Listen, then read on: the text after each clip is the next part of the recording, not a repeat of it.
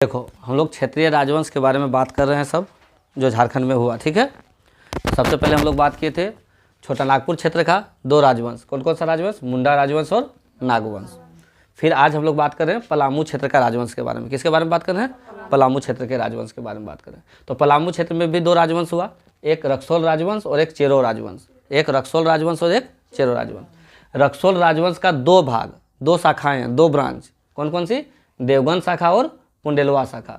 देवगन शाखा और पुंडेलवा शाखा। लेकिन ये जो रक्सौल राजवंश था, इसका केंद्र पलामू नहीं था। पलामू से सटा हुआ जो एरिया था सुरगुजा, वह वो केंद्र हुआ करता था। ज़्यादातर काम गतिविधियां वहाँ से होता था। ठीक है, इसके बाद चेरो राजा जो था, चेरो राजवंश हुआ, रक्सौलों को हरा करके बना।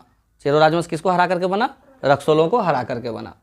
तो 16वीं शताब्दी में जब इस्लामीकरण चल रहा था पूरा, 16वीं शताब्दी में इस्लामीकरण चल रहा था, लोग दबाव डाल करके इस्लाम धर्म कबूल करवा रहे थे, तो उस समय सशस्त्र विद्रोह था, ये चेरो वंश का सशस्त्र विद्रोह था।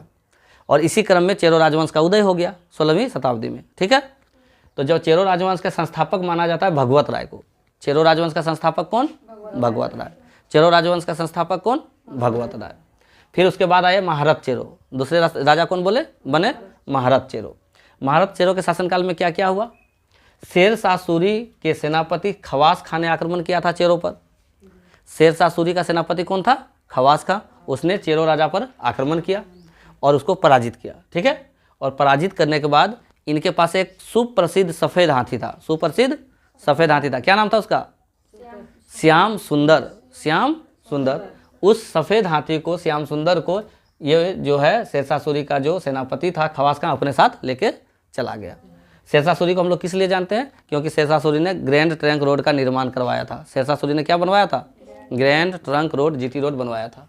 ठीक है, तो ये जो महारत चेरो दूसरे राजा बने थे, तो इसको याद कैसे रखेंगे?